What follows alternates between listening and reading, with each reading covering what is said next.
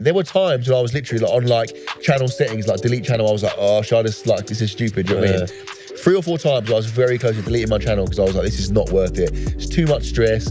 I'm getting no money from it. Like, it's embarrassing. Like, do you know what I mean? So many times. But that's what you've got. You've got to be a weird guy. You've got to, do you know what I mean? You've got to just have a ruthless, like, ridiculously, almost like autistic streak of just ability to just keep going and going and going and going and going, irrespective of like, you know, external circumstances and what everyone's, people literally like what, laughing at you, like, what are you doing? Do you know what I mean? Right, guys, we are in lovely London. It's been a while since I've seen my good friend, MattDoesFitness. Woo, yeah. I don't think you really need an introduction. I feel like everybody who's watching this knows who you are. I think you probably should though. It's rude, isn't it, otherwise? Yeah. Just do like list like top 5 accolades maybe. In reverse order. He's a gold medalist for gymnastics. That's true. Top salsa dancer. That's also true. World explorer. Correct. England's biggest melt. That's not true, is it? It's not founded, so. Last one. Keen marine biologist. That is actually, I mean, that is actually, in a way, that is true. Yeah. I'm into marine life quite heavily. So yeah, in a way. How is the energy business doing? The Morisa Energy? It's doing very good. It's doing really well. One thing that, I was aware of, but I'm even more aware of it now, is that like energy drinks and just drinks in general, the margins are pretty shit because they're very heavy. Do you know what I mean? So you're trying to, if for example you were sending like, so you're shipping pre-workout. Pre-workout is like 40 servings, right? And you sell it to someone, the shipping is like nothing because it weighs nothing, right? 40 servings, like 40 cans of Morisa Energy is very, very heavy.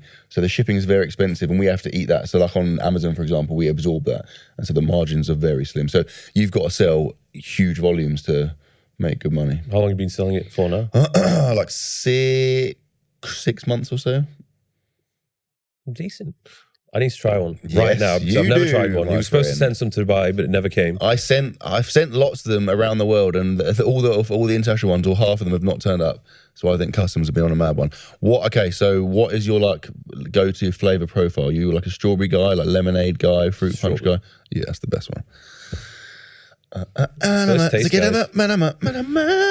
how much?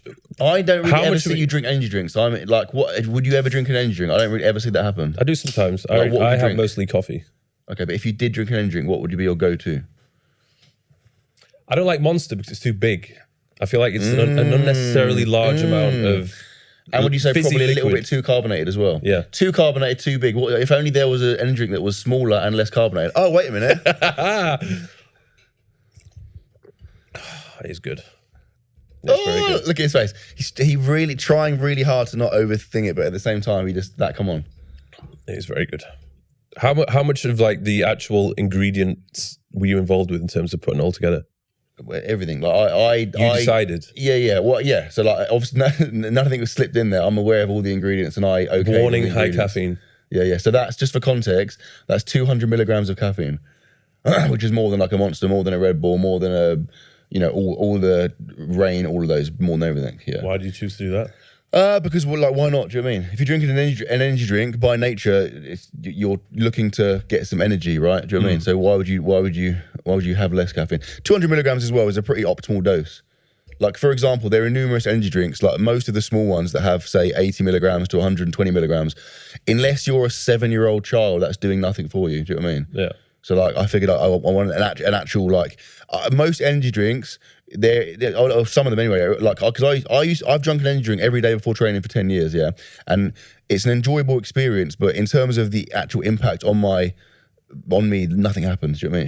It's just an enjoyable experience. So we've made one that actually has a palpable impact on your performance and the way you feel. And we've got beta-alanine as well, so you actually... The face... It's varying degrees of reaction. For me, it's like a real nice level, but I just like... It's just, when you feel that you just feel a bit warm or like a bit tingly, then you know that you've consumed something that's actually having an impact. Do you know what I mean? It's nice to know that that drink is actually doing something rather than just... Yeah. What are your thoughts on Prime? Would you say they're a competitor? I mean, Prime Energy, technically, but like there's... What I've learned as well is that there's the energy drink market is so vast. There is like so many energy drinks. I don't think it's ever really a situation where it's like, there are competitors, but there's enough people to go around. It's not an issue. It's not like, oh no, do you know what I mean? They're taking our customers. No. Why did you decide to do that? Because you're at a point now where you have pretty big following. You've got like 100,000 subscribers or something. Yeah, well, 120, yeah. So you potentially you could have gone down the clothing route, you could have gone down the supplement route, but you chose the energy drink.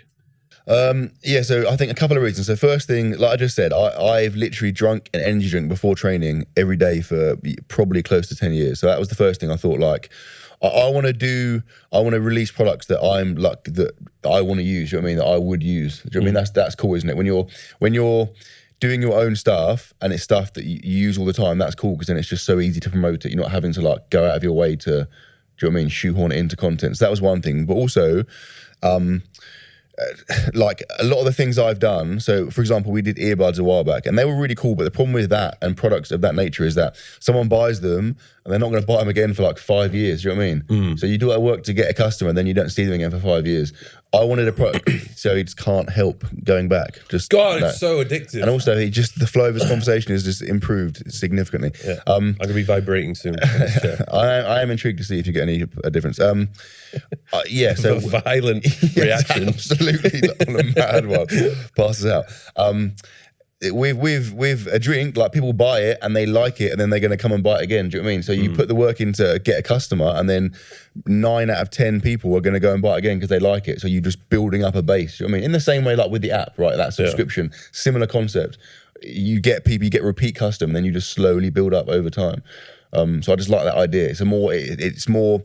It feels more gratifying getting a customer for a product that you know they're going to come back and buy, rather than just a one-off that you're not going to see again for ages. Do you know what I mean? It's much harder to, How's the app doing? Yeah, good, sick. Yeah. Is that your main source of income at the moment?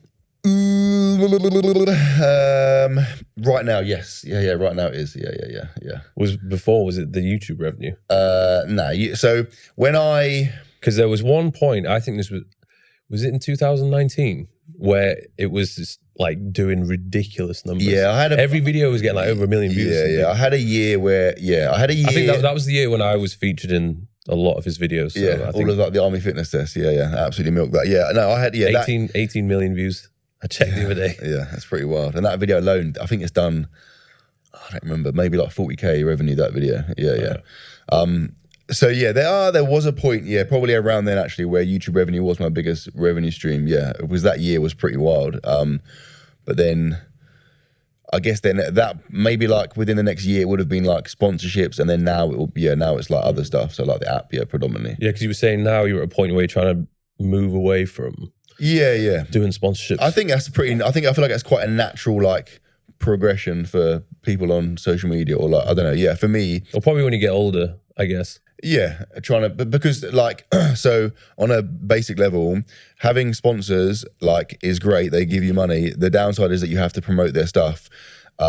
And in terms of like longevity or that long-term return, like for most sponsors, once your contract ends, that's the benefit is over. You've put in like whatever, 5 years of promoting a company, and then you just overnight like lose any real benefit from that. Do you know what I mean? Whereas if you're doing that same 5 years on your own product, you just built a big company, a big profitable company that's going to bring you revenue forever. So it just makes much more sense if you can to use that promotion on your own stuff. And I think some people think, oh, why not just do both or do loads? But I think it's obviously important to get the balance. Like, if you're promoting 15 things concurrently, it just dilutes it. Yeah, and then people just everything just goes over their heads because like, oh, it's just another promotion. Do you know what I mean? So I've had some that I've got rid of that was like painful, where it's like they're paying me so much money for very, very little.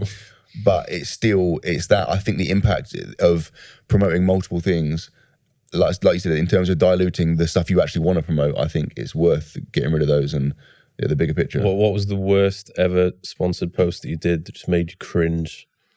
I've never done any real bad. I've done like, I've had some offers. I've had some ridiculous offers that I've been very tempted to do. I don't know if I can, like Manscaped. Oh, yeah. Manscaped on a couple of occasions have offered me, ridiculous deals, or like through agencies, ridiculous deals to do stuff. But like, don't you actually need to have some facial hair to do that? Yeah. Well, but also, I just like that was one stumbling block. I was like, have you seen? Do you know what I look like? But also, just the I don't know, just the any product that's like linked. I did a I think a toothpaste one that was. Yeah, I stooped pretty low there. That is really bad. It paid well though. That is really bad. But after I did that, toothpaste one. It was good toothpaste. No, you didn't do that. Are you joking? I would have surely have seen that. It was a toothpaste and the whitening strips. Why don't I see that? What did he do it in? An Instagram post? No, YouTube video. What's the video called? I'm going to find it. I think it was an Ibiza one. I just titled it, I need to get out of here. Oh, no, just in the thing at some point. Oh, okay, I didn't notice that. Good products, but it paid well. But after I did that, I was like, look, I'm not doing anything like that ever again. Yeah. Yeah, there are maybe like some channels where you could possibly justify that. Maybe it ties in. If you're like a beauty channel or like a grooming channel, maybe. But other than that, I just think it's just like, that's a stretch, isn't it? Yeah. I bet you when you were doing that, whilst you were doing it, you were like, oh. Yeah, Louis was filming it as well, and he was just like, but Louis I don't think I've had any real bad ones. I don't think I've done some where it's like a bit of a tenuous link, like trying to get it into the video, but nothing I've done that I've been like, oh, that was terrible. Do you know what I mean? Yeah. But there's definitely been some that I could have done. So I wanted to ask you about I guess it was the most last year when you went through the whole steroid testing thing, which was overall, was that a big absolute ball ache, mate. Was it biggest ball ache in the history of ball aches? Yeah. Was it worth it? It's hard to. I mean, yeah. I think yes. I think it's pretty sick. I think I'd say yes, it was worth it. But with that said, if I could go back in time and I knew how much work it was going to entail, I probably wouldn't have done it. Because to clarify, more plates, more dates. Derek basically he oversaw everything. Did he arrange the testing? So he basically prescribed. He was like, this is the list of things you have to test for. These are all the metrics I need to see tested, and then there was so many complications. It would have been way easier if I lived in the US. It would be way easier because clinics over there, they test for loads of these things. In the UK, there's bits they just don't test for. Like, it's not possible to do it. Although ironically now that a couple of them have started doing this one test. But yeah, basically he gave me a whole list of things I had to test for. It had to be a couple of things that were key. It had to be like random testing, because obviously if you know you're being tested, it completely undermines the process. And then straight away it's like, how do you orchestrate that? How do you get someone to randomly test you? Obviously, it's a very hard thing to set up. So then you would have to go somewhere. No one's coming to you. You have to go to a clinic. But as soon as you do that, if you go to a clinic, then it's not random, is it? You know you're doing it, so it completely undermines it. Like for me, I was putting in a lot of effort and a lot of time, a lot of money. There was no point doing it unless it was going to be like completely watertight and legit. Do you know what I mean? Because then it's just a waste of time. So I had to. It had to be like WADA testing, because they do the random testing and they have like the whole banned substance list of like 50 million, every single compound, like whatever on the planet. But WADA don't test people privately. You can't just rock up and be like, oh, WADA, can you just test me? That's not how it works. They only test like athletes through like federations and stuff. So then I had to join the natural bodybuilding, like the World Natural Bodybuilding Federation, which then WADA then agreed to do the testing.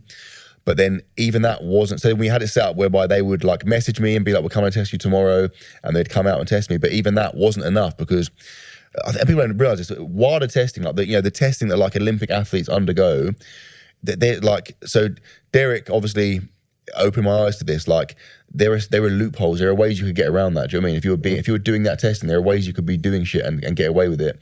So because for example, there's, I don't know, if you inject testosterone, you could inject it so that your testosterone gets to a level that's like a normal level that wouldn't, set off any like alarm bells.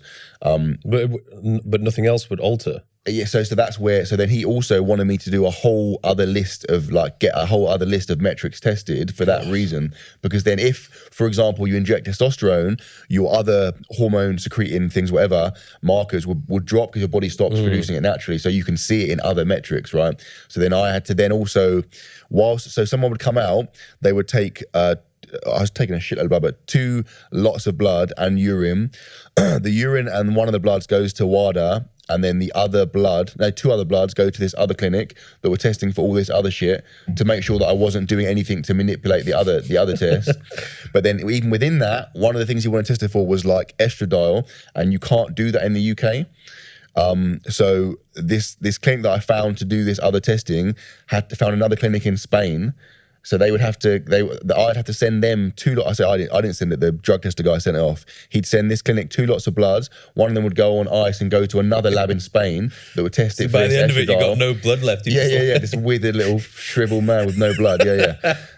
But basically, the bottom line is, with all of these things being tested for, it's literally impossible for you to take and have been taking anything. It's not possible.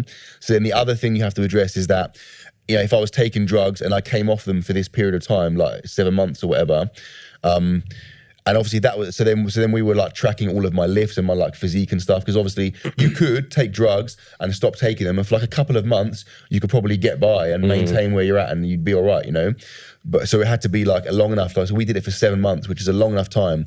If you're taking drugs, seven months of random testing. Yeah. If you're taking drugs and you come off within a few months, but definitely by 7 months, you're going to have lost a shitload of muscle and a shitload of strength. And in fact, my numbers actually went up, but I maintained my physique, my numbers went up, and I passed all the tests. So at that point, it's like, unless you're a literal psychopath, it's very obvious that I'm not taking drugs now, but also I've never taken drugs, because had I taken drugs previously, you wouldn't come off drugs and then get stronger. It's not possible, do you know what I mean? But even then, by that point, there were still people like commenting like, oh, I don't know, he's fiddled whatever. People thinking that I've like paid Derek and Derek's in on it and stuff. But then what was like the nail in the coffin was that Derek went on Joe Rogan and they had a whole section on me and talking about me being natural, and that made it worth the most satisfying thing. Yeah. Because before that I was like, you know what? Maybe this is just a waste of time. But when that happened, it was like so satisfying, because it's such a mainstream platform, and he said it in such a concise, way that, because a lot of the videos we did in it were very long. Like Derek loves to talk and go into depth on like the fucking chemistry and shit. So I think people just didn't really take it in. Whereas on the podcast, Joe Rogan just said it in such a distinct, like quick way, like, oh, he's natural, that's awesome. And then it's like everyone saw it, everyone was aware of it, and now what's cool now is that when people occasionally comment like, oh, he's on drugs, people will go in and reply and be like, no, he's not, he did this, that's pretty fucking satisfying. Fuck. So yeah. So it was worth it all in the end. I think so. Yeah. Derek actually, he finally got back to me. Okay. Because I think I said in a few podcasts that he's ignored me, but he said, the biggest hang up on this would likely be where you live. I don't know of a drug testing organization in Dubai that uses WADA accredited labs you can enter into. So I said, right, so if I wanted to get tested, I'd have to go back and live in the UK. How long would I need to be in the UK for? And he said at least 6 months. I think 6 months is the point where, like in reality, 3 or 4 months is probably enough. But just if you're going to do it, you might as well do it properly. Do you know what I mean? Because people would say, oh, you could have.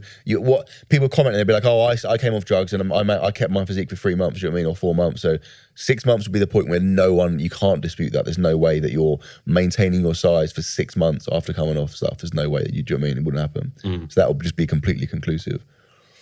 But I don't know. Yeah. Yeah. Was it from his side? It was a lot. Was it a lot of effort?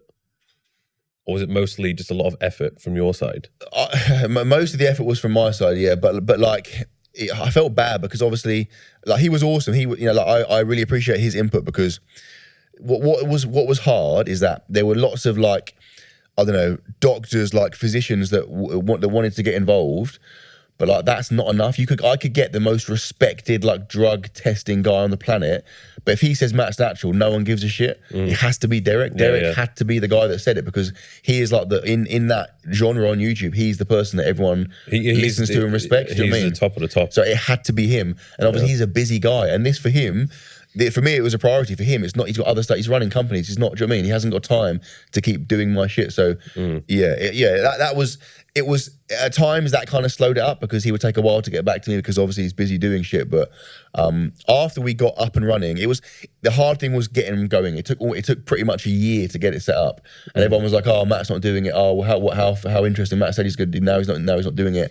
But after we were up and running, we made the announcement on a YouTube video that we were going to compete.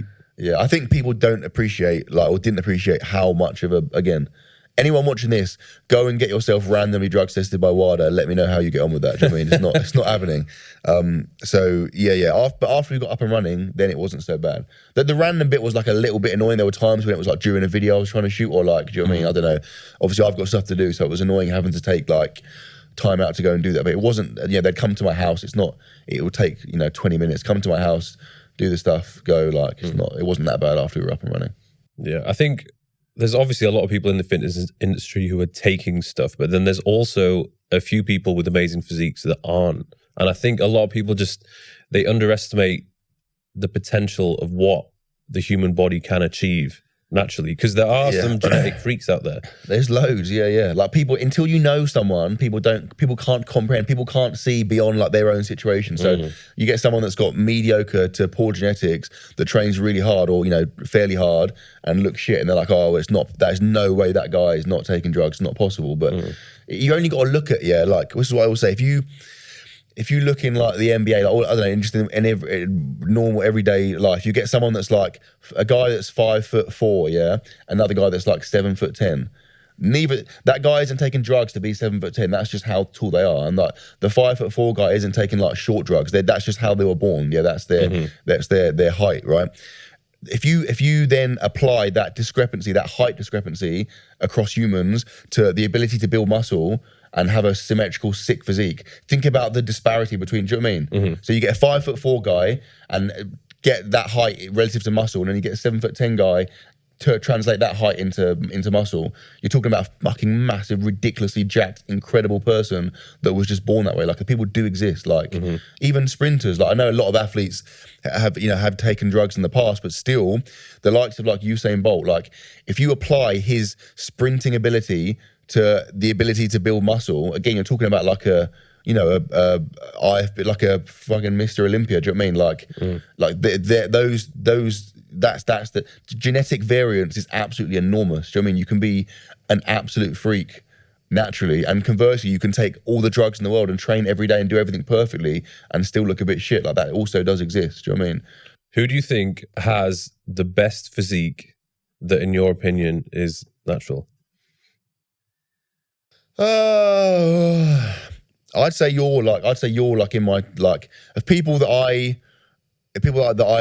know, so like, I mean, I don't live with you, but I'm like 99.9% sure you're natural, and unless you're like literally a psychopath, I know you're natural. Chronic liar. Yeah. So therefore, I'd put you like in my people I know, just because I know some of the people that I suspect are natural, but I don't know. Like, so for example, I don't know, like Simeon Panda, for example, like everyone gives you stick for that, but I've like, after hanging out with him, like, I think he might be natural. Like, I'd be surprised if he was taking drugs, again, because he doesn't strike me as that kind of person. Yeah. And therefore, he's got a pretty fucking wild physique. Like, he never parties, it's just all about fitness. Yeah. And also, people don't realize he's obviously, he's a bit older as well, so he's been training for a long time. Yeah. But then there's people like... He's pushing 40 now, I think. Yeah. But people like Russell Orhig, like Russ Wall. Yeah. Again, like he trains as a powerlifter, but he could step on a body. If he did a cut, he could step on a bodybuilding stage. Like, the guy's an absolute genetic freak. Plus, he squats like, do you know what I mean, over 300 kilograms, deadlifts like over 300 kilograms. Like, again, if you apply those strength metrics to like the ability to build muscle, like, think about how gifted he is, like, genetically, like, naturally. People have no idea, or a lot of people have no idea how powerful genetics are, how much, you look at, like, you see clips of like, African tribes that are doing like fucking 2 meter standing vertical jumps. Do you know what I mean? Like, and their diet is far from optimal. 3 grams of protein a day. And all they train by just jumping. Like, that is a thing. People just are quite narrow-minded in that sense, and they can't see beyond their like situation. And also, it doesn't help that obviously there have been lots of instances of people who have taken drugs and lied about it, and that obviously kind of exacerbates that thing. But I think, I think ultimately, I mean, the irony is, that I think largely it almost is irrelevant. I think the reason people get annoyed about it, which is I completely agree with, is that if someone's trying to like sell a product or to promote something based on their physique, so they're saying, oh, buy my training program, like, look at my physique, buy my training program, you'll look I'm like natural, me. But then they're not. That person's a scumbag. That's obviously very disingenuous. It's not a nice thing to do. But the irony is that even someone natural, even like if you say to someone, buy my training program, this is how you're going to look. You don't take drugs, but they're still not going to look like you. Do you know what I mean? It doesn't like you have elite genetics.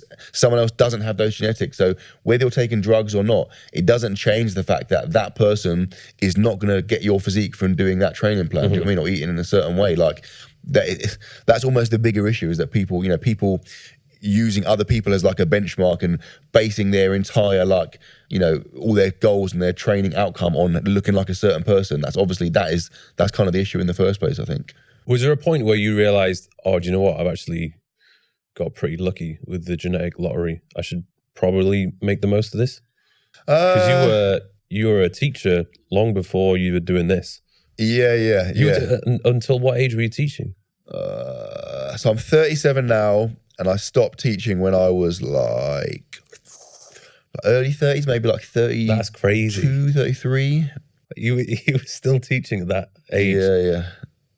Fuck. Yeah, what's wild as well, is that obviously being a YouTuber whilst you're teaching is like not an optimal like combination. Like you're not meant to be a YouTuber when you're a teacher. Like in what sense? Well, like we had so many, like we'd have like safeguarding meetings. So like an external person would come in and talk to all the staff about like, all the safety stuff. Like, well, you're not supposed to have a presence. No, it's always like, it's like slide 1, have no social media. Don't use your name on social media. I'm like literally vlogging, like, do you know what I mean? As we speak, like you're not meant to do it as a teacher because it's like, I don't know, it's like frowned upon. Like, I don't know. Did you ever get... So I was so lucky. Like my school generally, but also the head teacher of my school were like awesome. They were so understanding and like so supportive. And like, had they not been, had the school turned around and said, look, we need you to stop YouTube, I probably would have stopped, because like at that point, I was doing YouTube, like it was okay, but it was nowhere near like profitable. Like, it was not going to be, I thought maybe it could be a job and that would be cool, but I didn't realistically think that it would. So if they'd said, look, we need to stop doing this YouTube stuff, I almost certainly would have just sacked it off and just done teaching. Do you think you still would be teaching? Probably, yeah, probably, yeah. Which is pretty wild. So had they not been that understanding, I probably wouldn't be doing it. Well, what was it that made you start the channel in the first place? Because I'd imagine as a teacher, that's not really a normal thing to do. No, so to be fair, so I started before teaching. Oh, did I start before? No, I started it pretty much as I started that job, actually, to be fair, kind of about the same time. Like I did athletics. I was an athlete, like a long and triple jumper for almost 10 years. And then I got injured and had to stop doing athletics. And then I just had like a gaping chasm in my life. I was like, what am I doing with my spare time? How old are you then? Like, I suppose late 20s. Like, so I've been doing YouTube for 10 years. So it literally would have been, like 10 years ago, basically. And training for the athletics would have been a full-time thing? Yeah. So I wanted to be like an Olympic athlete. That was my goal. I competed internationally, but like, triple jump is brutal. Like, firstly, it's just brutal. Like physically, it just destroys your body. Like my back is pretty fucked now for triple jumping for 10 years. There's so much impact on one leg. If anyone watching wants to fuck up their back, just go and do triple jump for a couple of years, and you're in. You're like a mission accomplished. But also brutal in the sense that this is what I learned, and this is where my kind of my appreciation of genetics comes in, because most of the athletic events, particularly like the likes of the triple jump and all the explosive events, it is just 100% genetics. Do you know what I mean? I trained my nuts off for like close to 10 years, and then you get a 17-year-old in some US college who comes out and jumps like a meter further than me with like no training. I'm like, are you fucking kidding me? But like, that's it. It's just literally genetic ability. At one point in my teens, I was convinced that I was going to be a sprinter. Yeah. And I was going to do the 100 meters for the UK. Because I was nippy when I was younger. But it's like another level. Yeah. You go to like, even going to like, county championships, you go to like Southern England championships, and there's just a guy that's literally 12 and he has a beard and he's like, wins by like 50 meters. Yeah. That's genetic variance. That's where, sprinting is a great example of that. Do you know what I mean? You watch kids.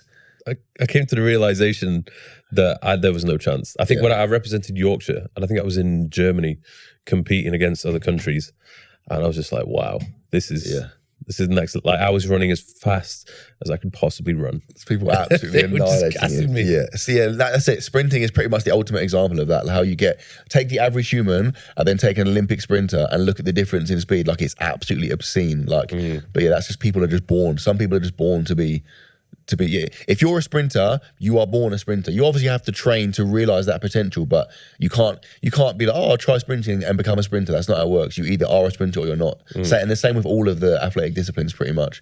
Maybe pole vault, I think, is one of the ones where I don't know, you get lots of athletes that come from other disciplines and it's like very skill based, but still pretty much all of the athletic, like track and field events, you're born to do it. You don't just pick it up and get good at it. That's it. You have the ability to be an Olympic, world-class athlete, or you don't. And that's what I learned. It was kind of depressing towards the end because I wanted it so bad and I trained so hard. Got to a good level, but I was realistically never going to be like world-class, like Olympic level. It's just not going to happen.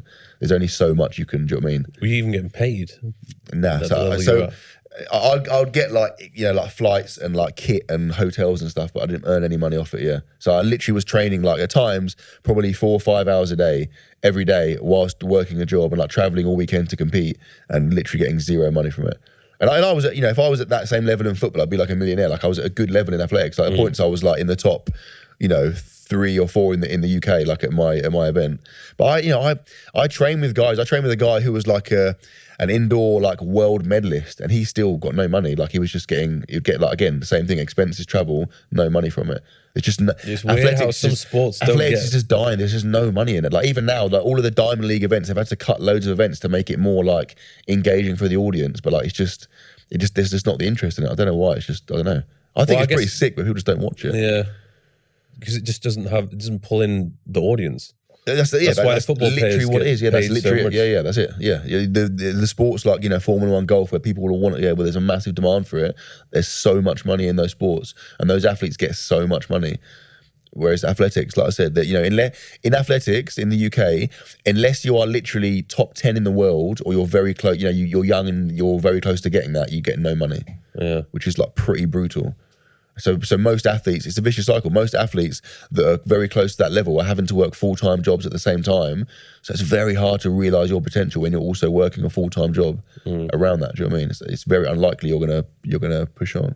And meanwhile, some boxers end up getting paid like 20 mil just for one fight. Yeah. So like, I always think people say, "Oh, do you regret doing it?" Like I think on the one hand, like, I don't know, part of me, like even with like Luca, I'd almost be part of me would be like discouraging from pursuing athletics because it's not a very viable career. But at the same time, like I learned so much from it, like in terms of like, I don't know, like mechanics and like physiology and like rehab and injuries. I learned so much about my body and stuff that I think was like invaluable, and that set me up in a way for the stuff I did afterwards. So I think in that sense, like it was very useful, I think.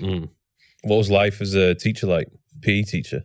Pretty sick, to be honest. Like, I think teaching as a whole now is like pretty shit. Like teachers have a horrible time now. Like the government. What, compared to like 10 years ago?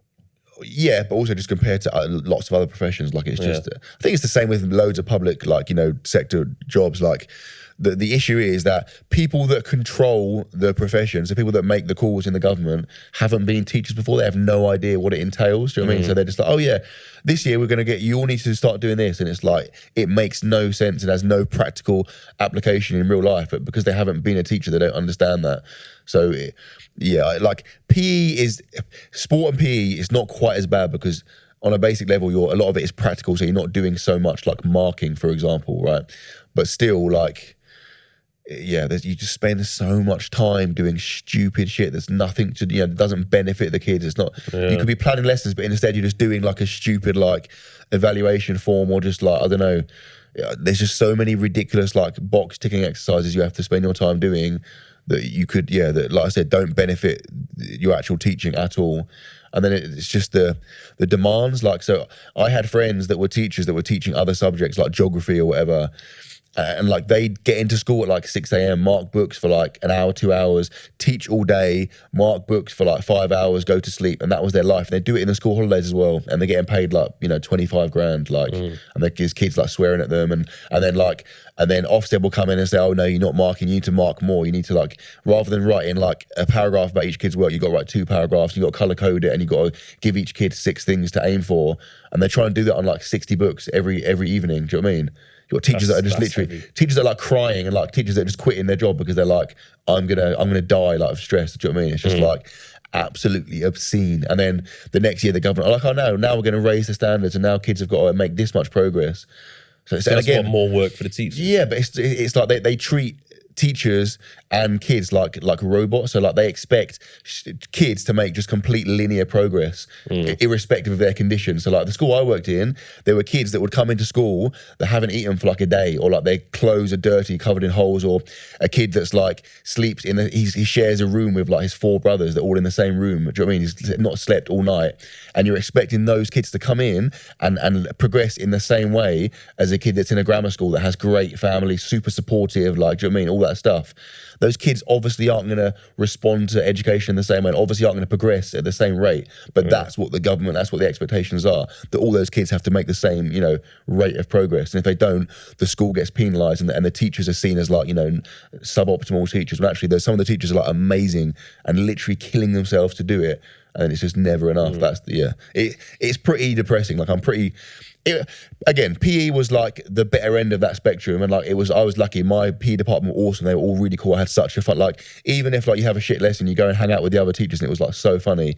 That was awesome. And I think I missed that to an extent, but the actual teaching side of it and all the bits that came with that, like, fuck that, mate. That was just horrible. If a student isn't good at a particular subject or even the entire curriculum, then they're almost considered a complete failure and they're not going to be good at anything. Yeah. When in reality, I believe that everybody is good at something, but they're not, you know, they don't get to play to their strengths and explore that. Yeah, that's just like that's the massive failing of like the education system. It's just someone at some point just selects some arbitrary things that we're gonna grade people on. Oh, we're gonna these are the criteria. This is what you've got to be good at to be considered like an A student. And if you don't do this, then you're shit and you're like a D student. But like, it's wild because half of those things, like, how many things did you spend like 10 years learning at school that you've literally left school and never even thought about since? Do you know what I mean? Yeah. What a massive waste of time. And also, what a horrible, like, you spend all these years being, like, if you're, I had so many kids that I taught that were like very weak academically, like in what would be historically considered the main academic subjects. It wasn't their thing. That's not how their brain functioned. But they were like incredible at like speaking or being funny or entertaining and engaging. And there's so many things they could have done at school that they would have been amazing at, but they were just channeled into these things that everyone has to do. So you spend 10 years having it rammed down your throat that you're not as good as everyone else and you're shit at this, do you know what I mean? And you're going to struggle to get a job. Like, what a horrible system. Like, it's just ridiculous. And again, the irony is that most of those things you're being graded on, A, you're never going to use again, and B, it's not even like, you know, like with like geography or maths, for example, or like some of the sciences, like, even if some of the things you learned were more kind of applicable to everyday life. So maths, it was more about finance, budgeting and that kind of stuff. Then like that would make more sense. But some of the stuff, like, you know, like, I don't know if I can do religious algebra. No one's ever used that since leaving school. It's what a waste of time. Do you know what I mean? But someone's decided that's what's going to be in the exam. So you spend like 2 years being conditioned to be really good at doing these specific algebraic equations in an exam that you're then never going to use again. Like, what a ridiculous system. And if you're not good at that, then like, that's it, you're going to fail. What do you mean? Yeah, I went to university because I wanted to learn how to run a business. I did economics and business management. And there was so much maths in that degree. Yeah. And I couldn't believe, like, because I did maths at A-level, I couldn't believe I had to do it all over again. Yeah. And I just lost the motivation to study. I was like, I'm not interested in this at all.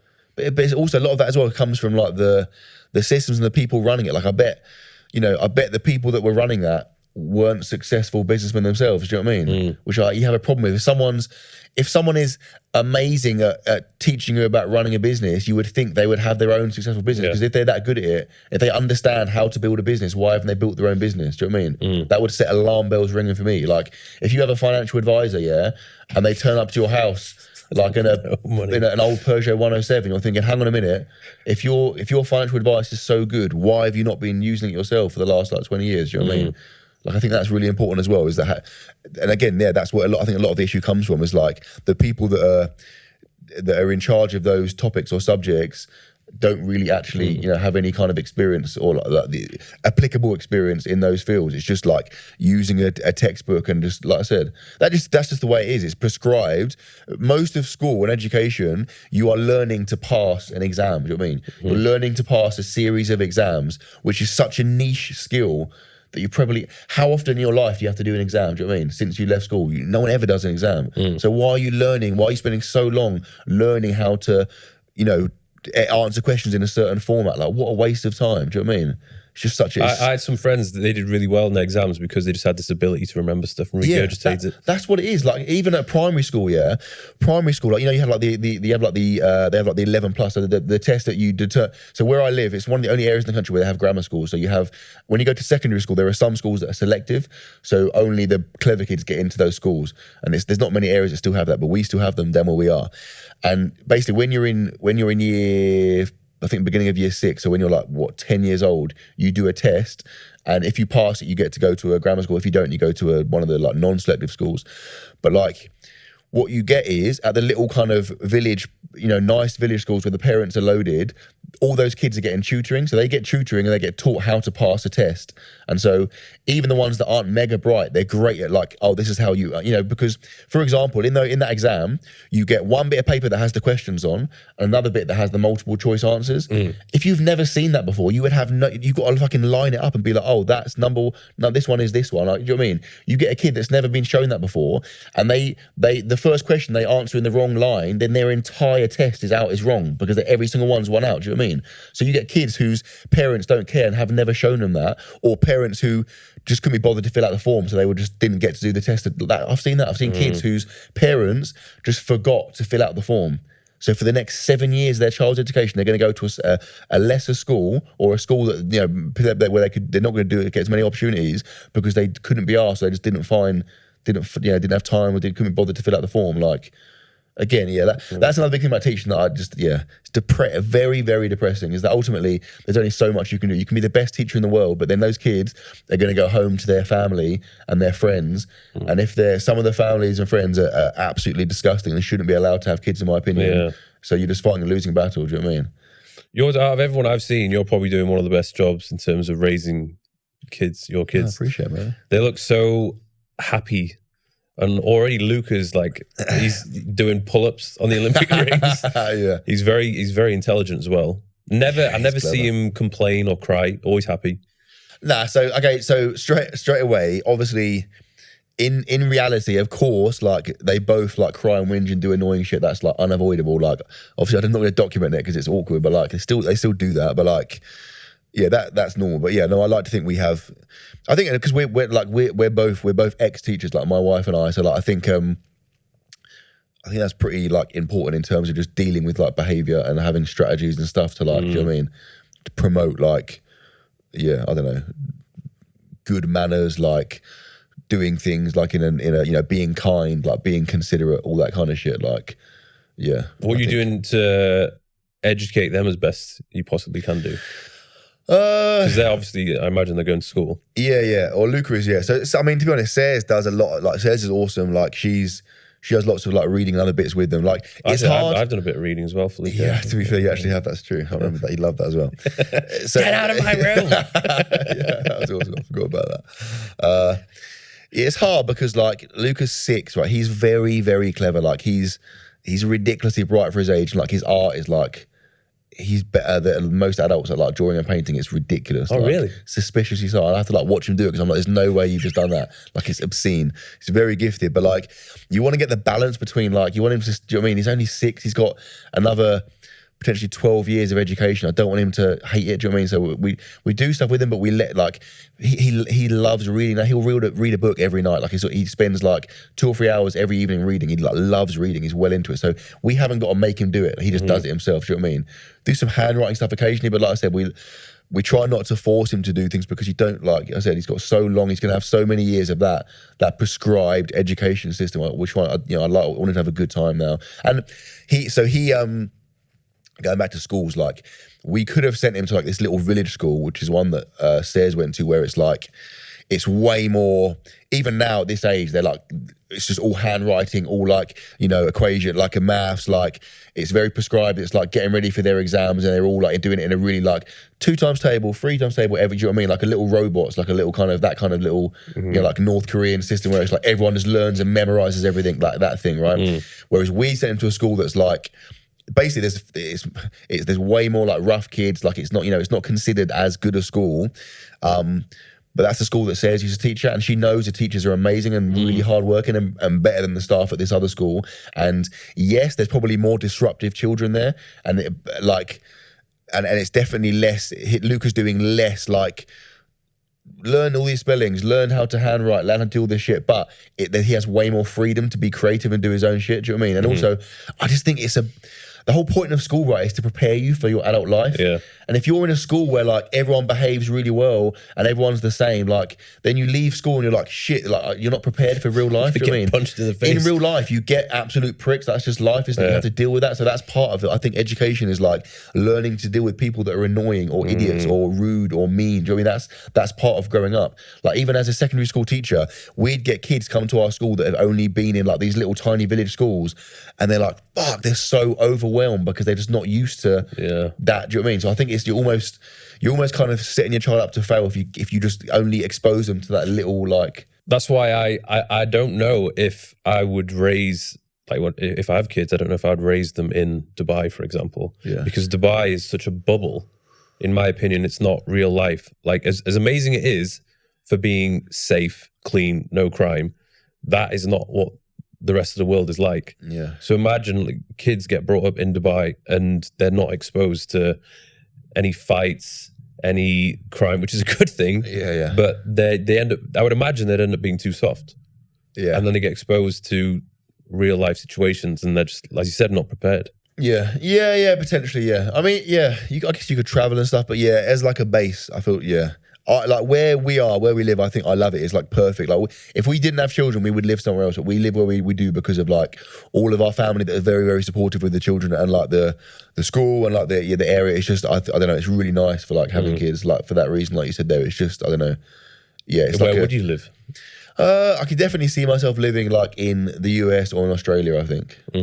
Yeah, I think so. Just in terms of the climate alone, like I feel like my mood gets impacted by the weather. Do you know what I mean? Like when I wake up and it's just dark and like raining, like just feel a bit shit. Do you know what I mean? Whereas when you're in another country and it's like sunny, it just feels so much better. But then at the same time, I don't know how much of that is like contextual. So like if I lived in a hot place and it was sunny every day, maybe I'll just adapt and that will become the norm. And then it would no longer have the same impact. I don't know. Maybe I like it. I would say it wears off. Like for example, when you go on a holiday and it's sunny, you are just like, it's like oh novelty. my God, this is amazing. And then you jump in a pool and it's this amazing experience. Whereas like say for example in Dubai, it's sunny every single day. You're like, oh, okay. Like, it becomes the norm, yeah. But then like I still think, it's just pretty, anecdotal, but like when I've gone to parts of Australia, I've been there a few times because my sister lives there, like people just seem happier and like healthier and like more, I don't know, just cleaner and like more vibrant, I don't know, like then you come back and you walk around London and everyone's just like miserable and like no one makes eye contact and it's just awkward and like everyone just seems a little bit depressed. I was like that yesterday. Rob saw me. I arrived and it was just like pouring down with rain. Yeah. And I was like, oh God. Yeah.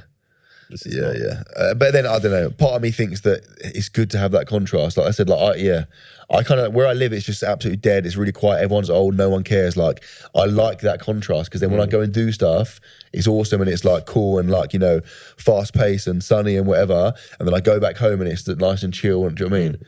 And I guess if you were living in a city, you would get stopped a lot. Like whenever you're in central London, you get recognised a lot. Yeah. If I go to busy places, yeah, that's exactly. That's why I like where I live. No one gives a shit. Do you know what I mean? Yeah. Either they already know me, so there's no novelty, or they're just old and they haven't got a phone, so they don't. Do you know what I mean? They don't care. Like, yeah. So that's why I like it because especially having kids, it's different when you're by yourself. It's it can be a little bit annoying, but like it's not a problem, is it? Whereas when you're walking around with kids, I don't want like people coming up to me and stopping me all the time. Like, I've had people trying to get a photo when I'm with like Luca. I don't want. It's a bit weird. Do you know what I mean? I don't really want like. You know what I mean? So like that's like.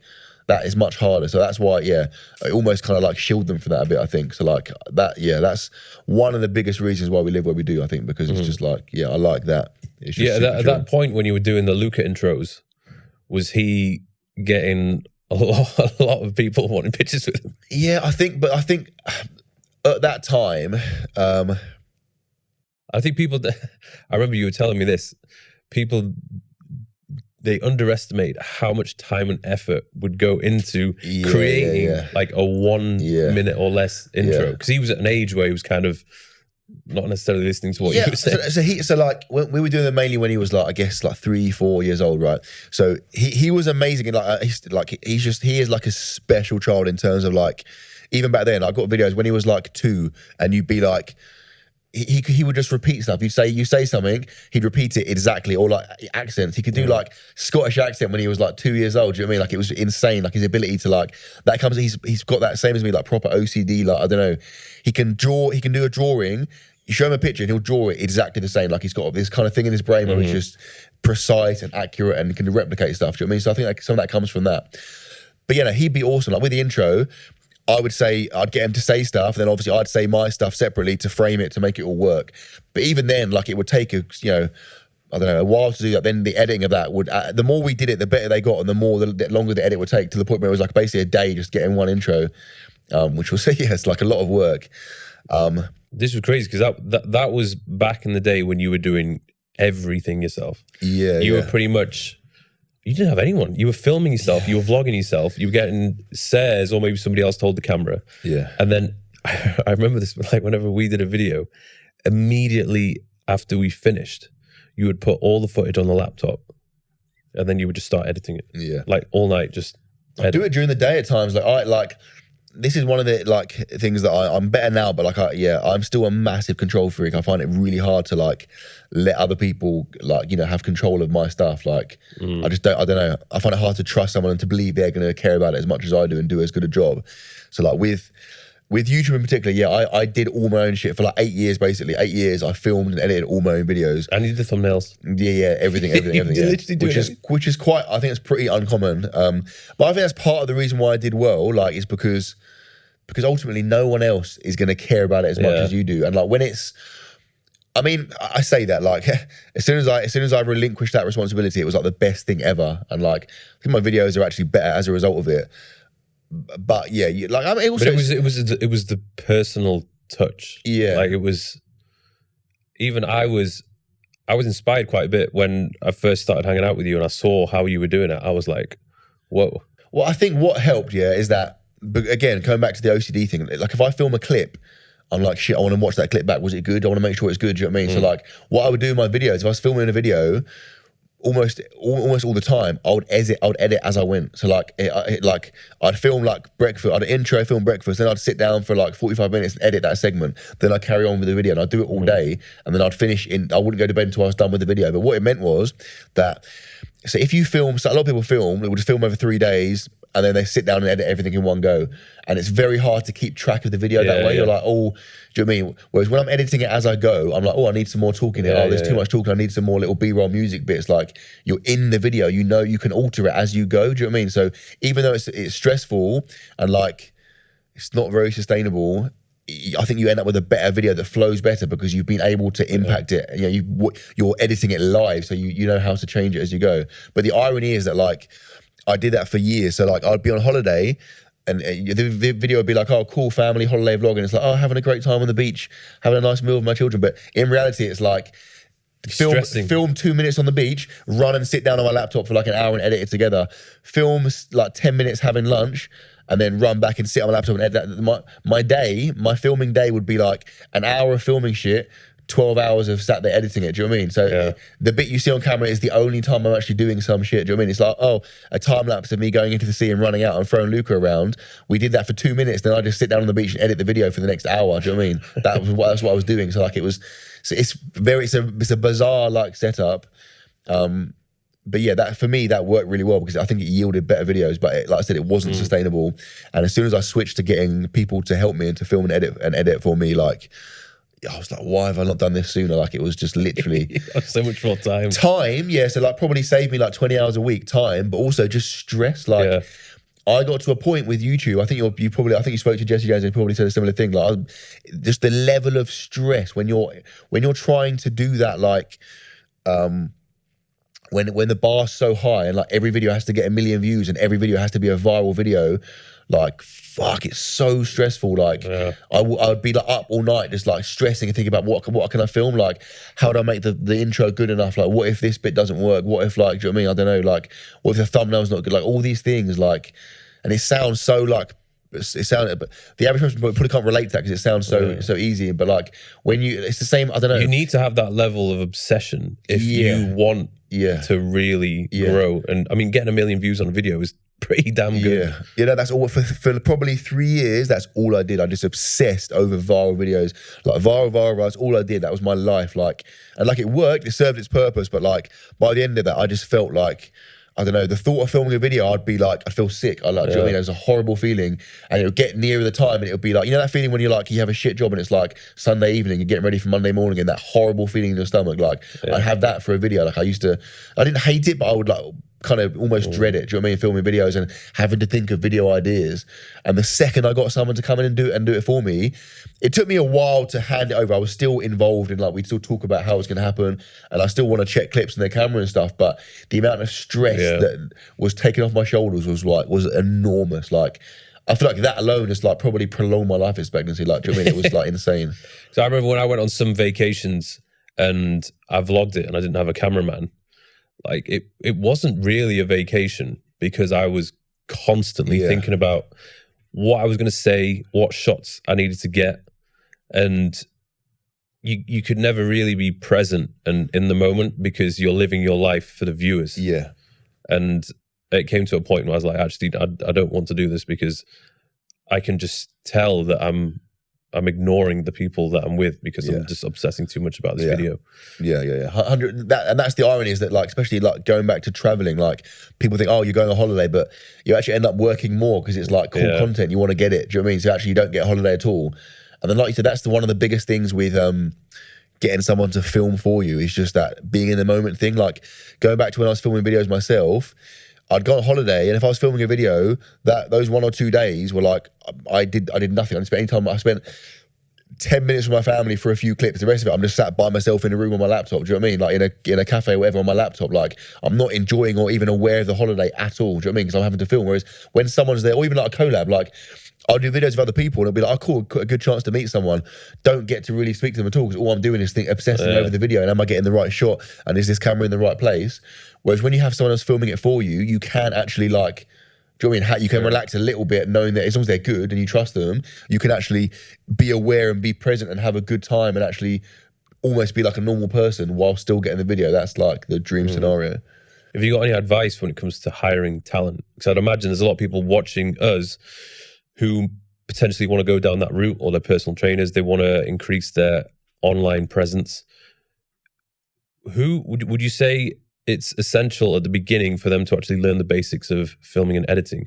Or would you straight away just be like, right, okay, let's find a good cameraman and get them to film and edit so you can just do more of what it is that you're good at? Yeah, I'd say it depends. I mean, right in the initial stages, assuming you haven't got loads of money, you probably are going to want to do it yourself because it's expensive. Like to get a good videographer editor, especially videographer, that is expensive. Do you know what I mean? So you may not be able to justify that expense. So therefore it makes sense to do it yourself, at least for a period of time. But I also do think there's a lot in like, even though now I don't film and edit, like I still because I've done it so long, I understand the process like deeply, so I can still be involved in that. And like, if they give you something and it's like really quite shit, you'd be like, I could do much better than this. You understand, like I know how long it takes to edit video, I know what it entails, and I know like, because what, you know, some people like might be like, oh no, you can't do this, or no, this is just, you know, oh, it took me a day to do this, and you're like, no, it doesn't. Like I've done it myself a million times. I know. Do you know what I mean? So I think it's useful to understand those skills because like I still edit some. You know, I do edit bits for other platforms, or do you know what I mean? I still do some editing. I still enjoy doing it. Do you know what I mean? Like, so I used to enjoy it. It's just not an efficient use of my time. I'd love to have another version of me that could just specialize in editing. That's exactly it. If I had like 5 of myself, I'd be a billionaire, 100%. Yeah, because there's so many things you could do. But obviously, that's a skill. That's a big skill in itself. Is being able to delegate and be able to find people that are able to do stuff at the level you want them to do. But yeah, so I'd say initially it's beneficial to do it yourself.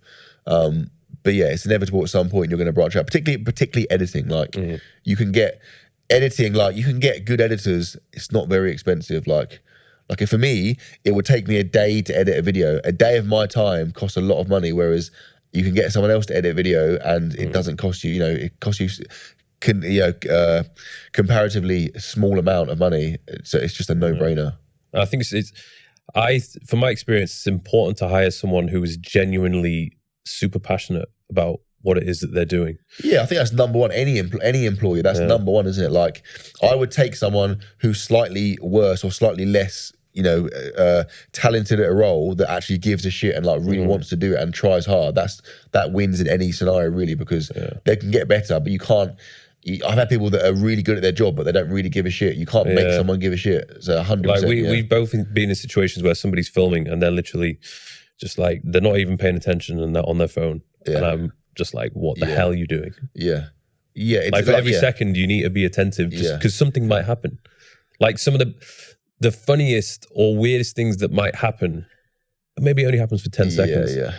But the cameraman needs to be there, ready to capture it. But also, it's just the vibe. You don't want that. But like, if I'm filming a YouTube video, I want to be in a good mood. I want to be like, you need to be. Do you know what I mean? If I'm in a good mood and I feel good and confident, my video is 10 times better. My chat is 10 times better.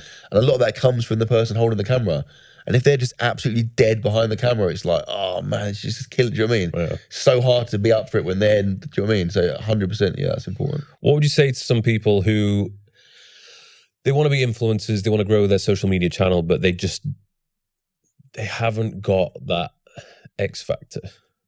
Like maybe they just don't have the chat. Would you say to them, don't bother with making the vlogs? Or would you say that maybe there is something that you can do, but just don't try and copy other people? Yeah, I think it's two things. So I think firstly, one thing is that you can get better at that. Like, of course, going back to the genetic thing, some people are just naturally like extroverted and really good at talking and like could just blag it and do shit, right? And some people find it really hard to like, talk to a camera or like, any of those skills that are required to be a good YouTuber. Some people find that really hard. You can get better at those things, like to an extent.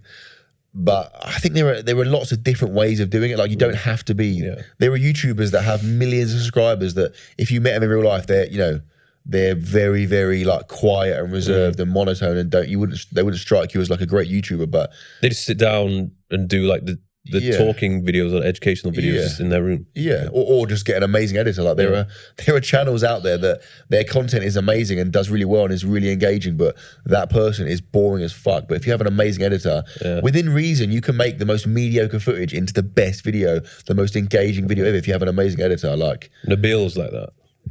I remember he was doing a few videos for me in Dubai like 2 years ago, 2021.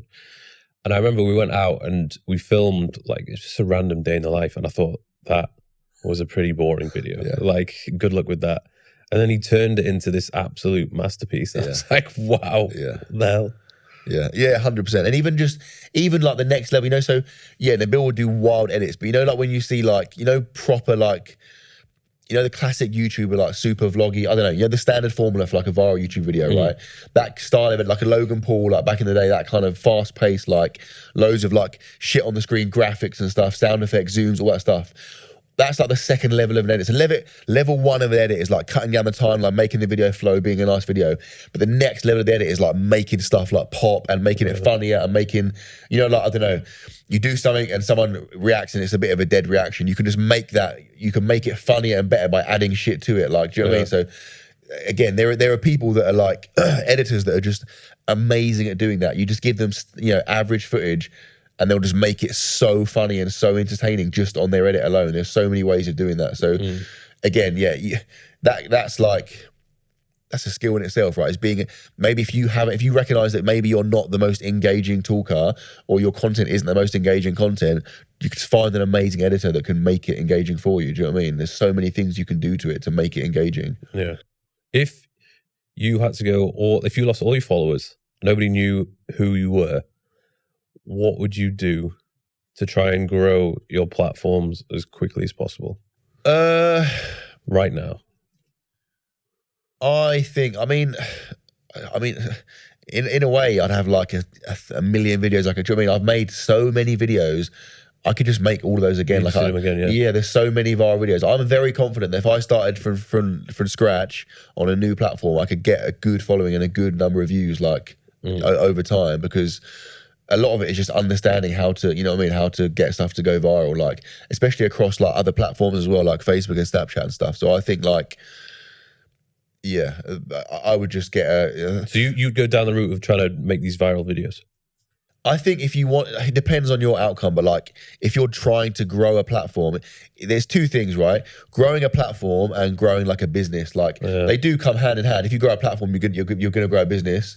Do you know what I mean? But they're different things. Like you can, if you make, I guess, like if you're going to always chase the viral videos, then you can't try and sell a course. Yeah. So for example, right now, yeah, like I made a video that was like a leg workout with my brother. I knew it was going to do shit. It's done astronomically shit, but like that still has been really good for my business. Do you know what I mean? So it's If people sign up to that. that. Yeah. So that's why. So I've shifted my kind of my mindset and my output now because, yeah, I'm more aware of like, you know, it's having loads of subscribers and getting loads of views is amazing, but unless you monetize it, what's the point? Do you know what I mean?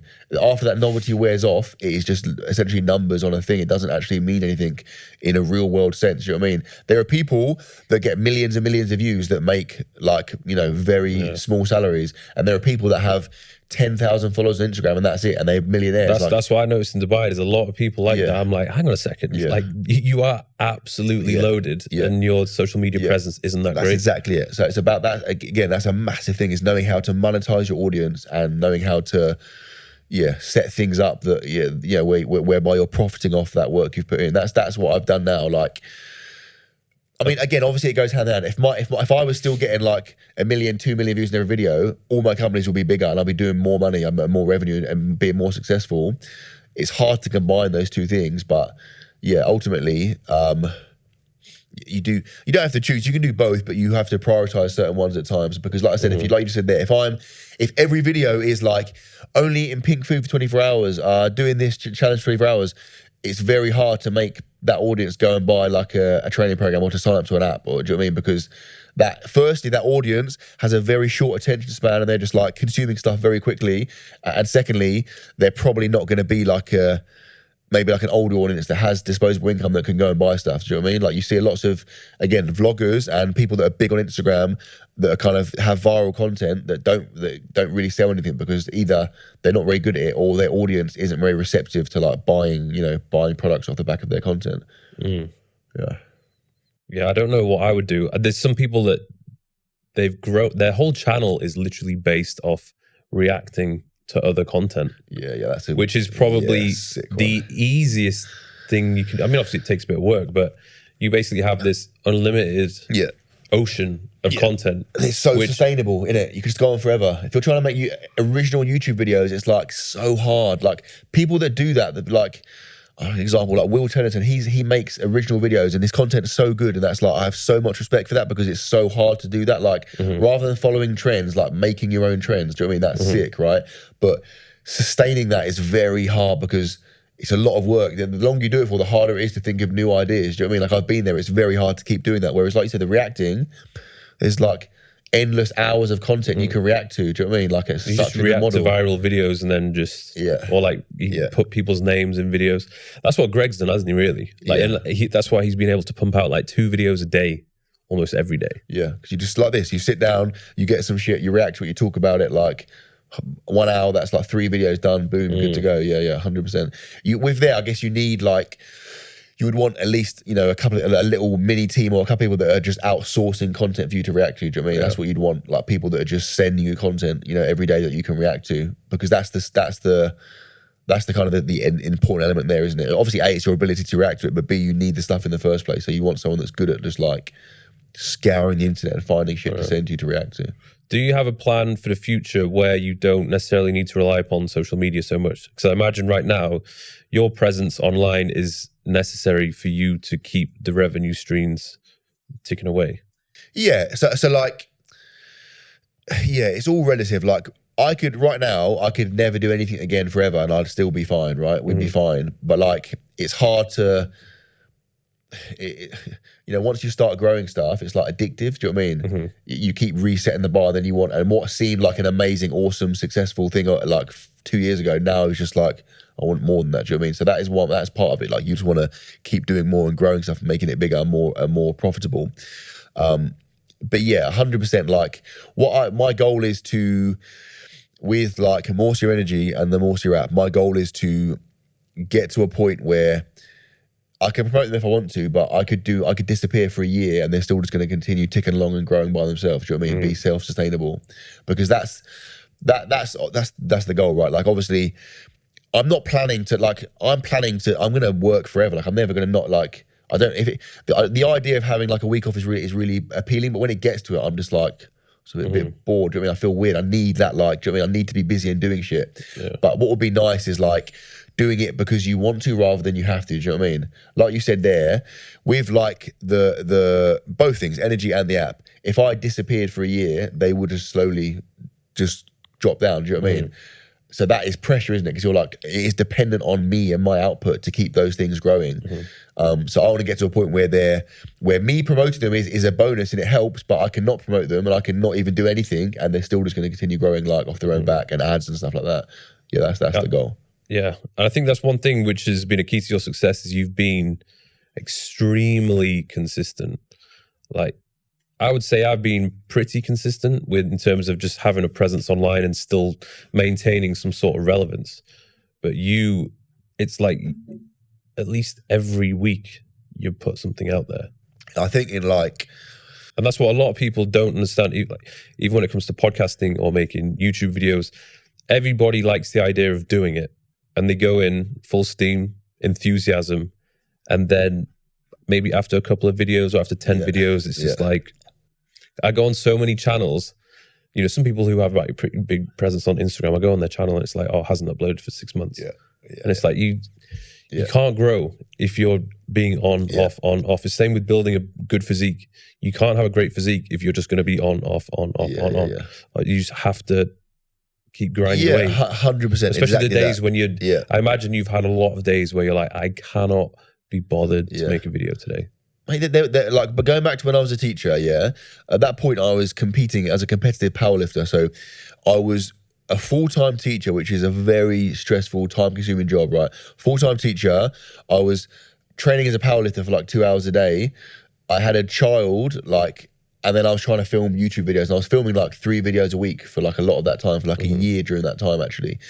And like, there were times when those YouTube videos were getting like 200 views. Like I remember at a point, my goal, I was like, I won't upload a new video until the previous ones hit 200 views. 200 views was like my goal, my threshold. I was like, yeah, cool, 200 views. Now I'll do the next video. That's what I was doing. Like, and I'll put in like, at that point, probably putting in like, I don't know, 30 hours a week of work into that and making zero money, like making £0, actually losing money because I was buying shit for videos and stuff. Do you know what I mean? And I did that for like a good 3 years, like made zero money, worked like 30 hours a week. What, you know what I mean? And it's like, Sayers was so supportive, but still there's times where I'm like, what am I doing? Do you know what I mean? This is mad. Like, I'm missing, like, I don't know, I'm like late for work, or I'm like really tired because I went to bed at 3 a.m. because I was editing a video, or like I'm not doing this thing with my son because I'm filming a video and I'm getting like 200 views. Like, what the fuck am I doing? This is so weird. Do you know what I mean? What a weird thing to do. And that's not a normal, do you know what I mean? Who would do that? Who would go and work a job for 3 years, almost a full-time job for 3 years, that's very like, you know, awkward? You fucking film yourself in public. Who would do that for no money for 3 years? No one would do that. It's not a normal thing to do. And even in hindsight, I'm like, what was I doing? What a weird guy. But like, that's what you have to do. Why were you doing it? I think it was like did you? I think it was 2 things, Partly it was like, deep down I thought like I had a chance. I was like, I think I'm quite good at this. Like, so I think I could keep going and maybe I'll get like lucky at some point. But then I'll be honest, like probably the biggest part of it was that kind of like that sunk cost fallacy where you're like, I've invested so much time into this. I'm not fucking, do you know what I mean? I'm not wasting. I want to keep going, like, which can be really dangerous at times. Do you know what I mean? If you're trying to set up a business and you're just pouring all your life savings into it and you've got to remortgage your house and stuff, maybe don't keep doing it. Do you know what I mean? It's so hard to know. For me, I was like, fuck it, I've done this now. I'm not stopping. Do you know what I mean? There were times when I was literally like, on like channel settings, like delete channel. I was like, oh, should I just, like, this is stupid. Do you know what I mean? 3 or 4 times I was very close to deleting my channel because I was like, this is not worth it. It's too much stress. I'm getting no money from it. Like, it's embarrassing. Like, do you know what I mean? So many times.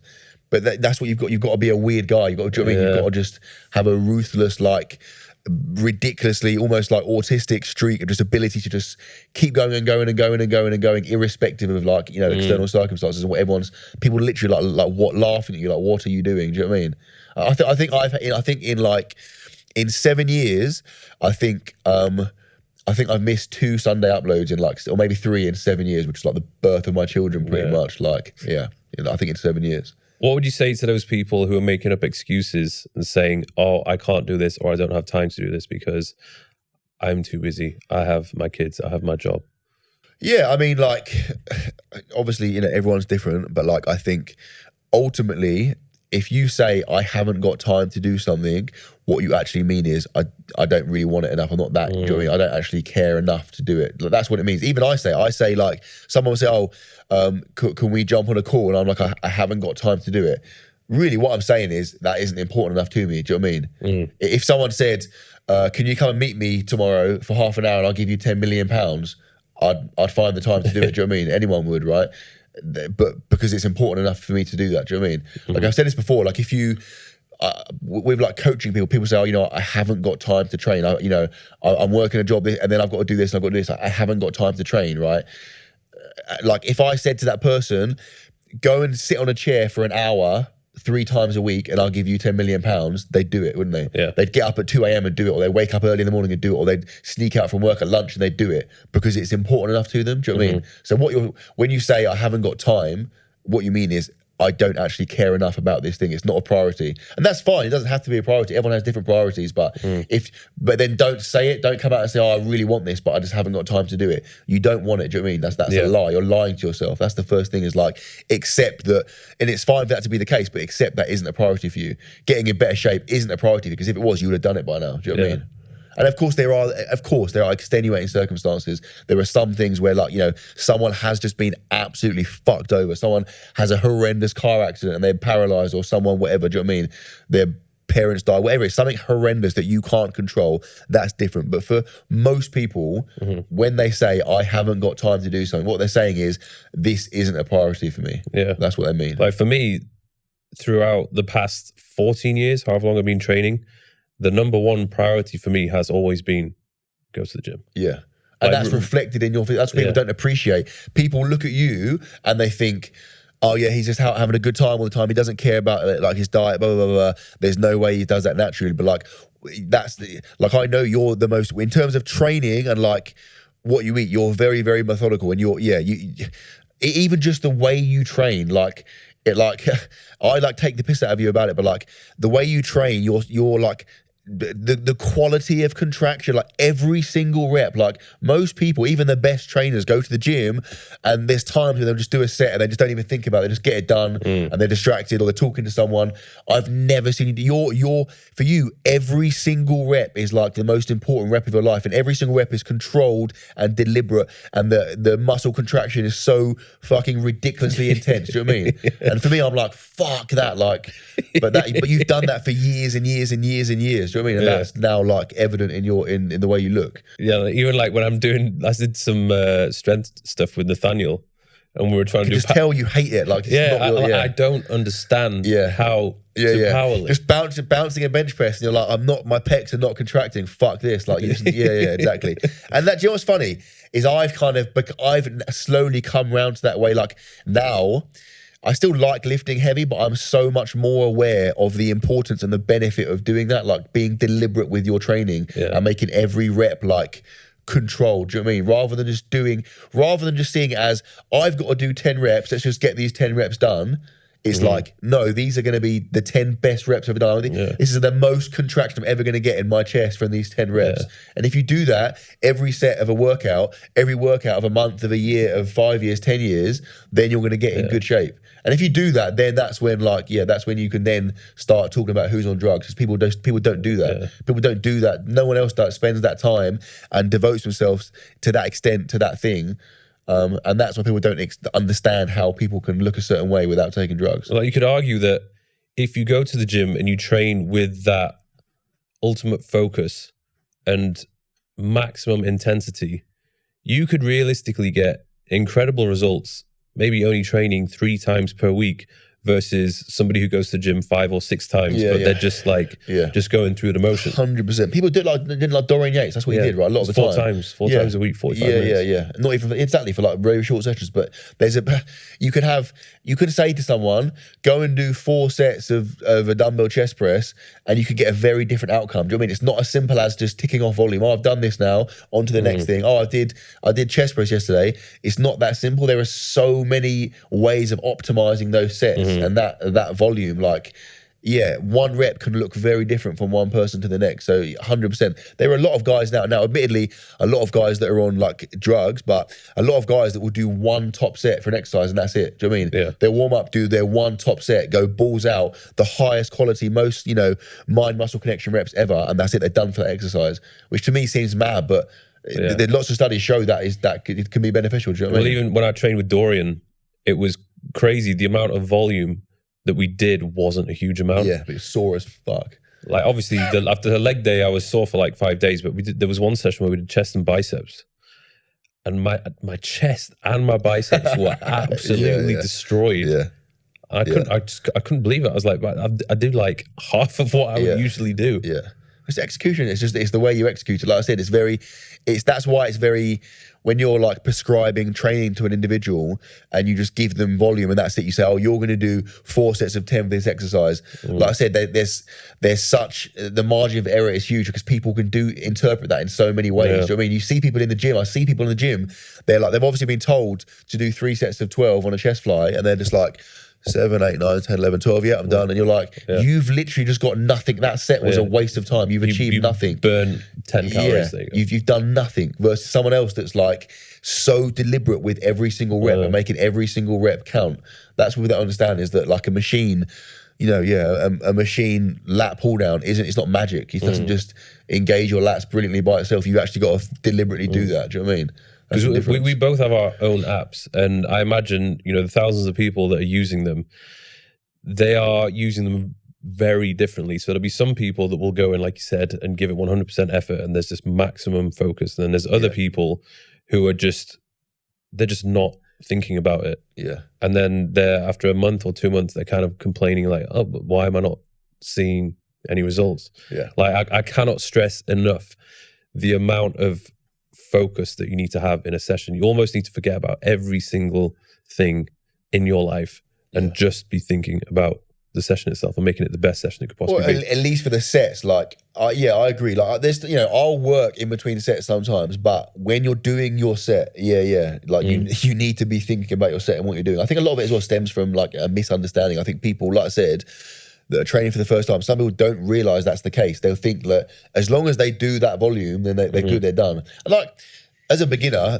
to some extent, that is the case. If you get done, you're going to get that stimulus, do you know what I mean, to some extent. But yeah, especially the longer you've been lifting for, the more important it is that like you make every rep, as good as it possibly can be, and you get as much from those reps as you can, because like the quality of your work makes like I said, you can have 2 people that do the same training volume but get vastly different outcomes from it because the execution. Yeah. I was going to ask you as well, from all the years you've been putting out content, you've managed to keep a very clean image. You've managed to avoid getting involved with any sort of online beef, any controversy. How have you managed to do that? Like, is there certain things that you would avoid talking about or making videos on? Have you been asked to make certain videos and you've just said, no, I'm not doing that because of the potential backlash? I guess to an extent, yeah. Like there's been times when someone, like, even with the drug stuff, there's times when I wanted to make videos, like response videos, but like, it's just, I don't know, like, it just doesn't seem worthwhile. Like I think with, social media a lot of the time, I think people get caught up in stuff and then they do stuff that they're probably going to regret down the line. Like, I guess that's one thing that's always been in the back of my mind, is that especially having a family, like I think you become more aware of it, is like the stuff I'm doing is there forever. Do you know what I mean? Like, so like I'm always very cautious of that. Like I'm being aware that, get people that go on OnlyFans, like you can't erase that. That's there forever. Do you know what I mean? I don't want my kids to see that. So I think that's one thing. But also I think, I don't know, like I like to think that I'm quite an intelligent person. Like I'm not, I think maybe some people are that's just the way they are. They're very, I don't know, aggressive. They're very quick to react to stuff. Like I'm quite a chilled person. I don't really get wound up. It takes a lot to make me annoyed or like wound up. So it's not really, I'm not having to fight the urge to be controversial or, you know, upset people. I just don't really have the urge to do that. That's not really how I am. Do you know what I mean? Like I say stupid stuff that probably can be a bit controversial, but in a funny way. But like, I'm not a mean person. I think some people on social media are just, you know, massive pricks basically. So I think that they are inevitably going to do things that are going to be offensive or that are going to upset, you know, brands or whatever. But that's not really how I am. So it's not really been a massive thing. The only instance of that is like going back when I was a teacher, I was terrified like of doing, you know, even for like while I was teaching, so I was making videos for like 3 years while I was teaching, I was never topless in a video or a thumbnail ever in that whole time. And like in the fitness world, like not being able to make a topless thumbnail, that's hard, do you know what I mean? So like, because I was just worried, I just thought, imagine if a kid's parent comes, I don't know, do you know what I mean? I was so worried about that, someone, I don't know, being funny about it. Like, I would never swear in a video. If you go back to my first videos, I would never ever swear. I would never be topless. And the second I stopped working at a school, it was like the most liberating thing ever. Like, I didn't start swearing loads, but like I would be topless in thumbnails and videos, and like Instagram as well as a big thing, Instagram. Imagine doing Instagram, but you can never be topless. Like, what do you know what I mean? What are you going to post? Do you know what I mean? So like that made a massive difference when I started doing that. But yeah, no, I don't really. For me, like I said, it's not a daily thing that I'm like, oh, I hope I don't. I guess what's quite different now is when we started doing the social media thing, we were older and we were more mature. I started putting out my first videos when I was 26. You probably a little bit older, so you haven't had to go through that phase where you're young and you would just say stupid shit. Like I think if I'd been putting out regular videos at the age of 16, 17, 18, I would have said some stupid things. Yeah, that's 100% true, to be fair. I didn't think about it. Yeah, you're right. Like, even now, like I see some like 18-year-olds on social media and I'm like, fuck, like when I was 18, like I still had like a drive. I wanted to be like an Olympic triple jumper, but I was a bit of a gimp. Like if I was being allowed to make videos then, like, fuck, yeah, exactly. So you're right, to be fair. Yeah, when I started making YouTube, I already was pretty settled down, like was pretty mature in like some sense. So that's true, 100%. Yeah, I think that same with like anything in it. Like you get footballers that are like 19, that are like multi-billionaires overnight, that have loads of free time on their hands. The chances are they're going to do something stupid because what are you going to do if you've been given £1 million and you've got loads of free time? Do you know what I mean? So like 100% that plays a big part of it. But yeah, I think it's just. I would say as well, it's for me. I've always thought about not selling out, especially the early stages. Like especially when you're starting to get a bit of popularity and traction, it's very easy to just say yes to any deal or promotion that comes your way. Yeah, but it's important to kind of still want to maintain your respect and integrity. I think that's what I always wanted. I wanted to be like respected by like other guys. Yeah. So anything that could potentially just make me look stupid or make me lose my respect, like I wouldn't do it. Like even the earlier days when I was doing a bit of modeling and I could have done some sketchy stuff for quite a lot of money. And even at the time when I literally had no money and I thought, this is looking more and more appealing right now. I still just thought no, because it's like I'm going to hate myself if I do it, and if I've done it, it's going to be there forever. Can't undo it. And you know, if anybody wants to get you for something, they could just bring it up and be like, "Hey, here's this naked picture of you." Yeah, but I think you've benefited. I think people acknowledge it. I think you've benefited a lot from that. I think like I've been aware of that. Like you do more stuff now, but I think you had a long time where like you definitely didn't monetize your stuff as much as you could have done. Yeah. Largely for that reason, because you didn't want to do loads of like be seen as a sellout and do loads of plugs and stuff.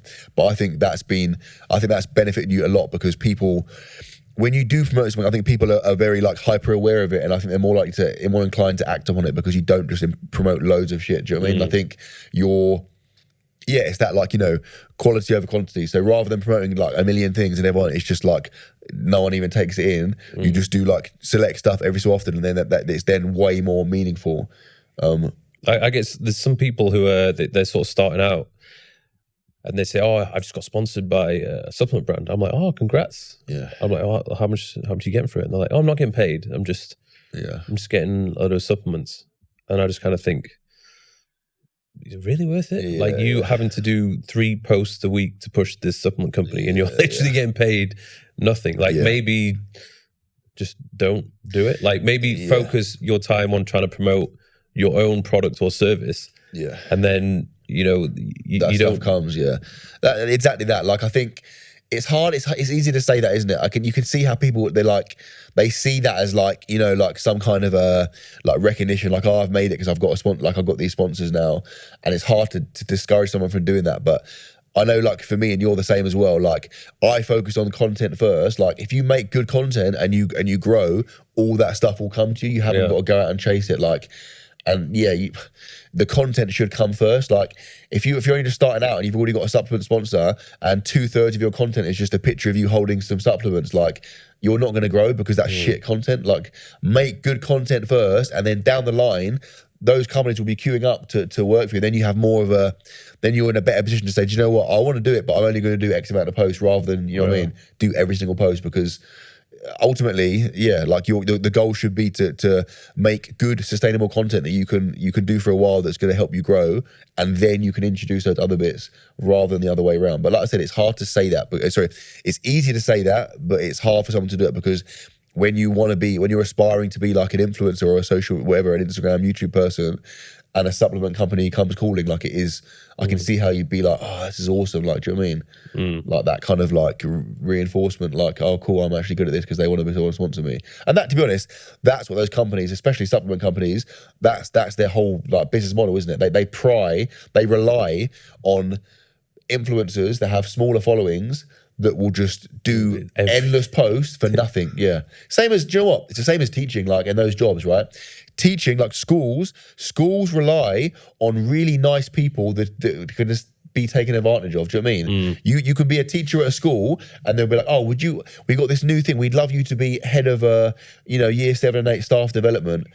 AKA, we're going to pay you £3 more a month, and you're going to get 6 hours of work a week. Do you know what I mean? Yeah. That's how schools manage to survive, because really nice people that are just vulnerable and just, are too scared to say no, they'll just say yes. So you get teachers that are just working stupid hours and then having to do these stupid responsibilities, organise events and stuff for no money and no recognition, because they want to be seen to, not to be negative. Oh yeah, I don't want to turn down this opportunity.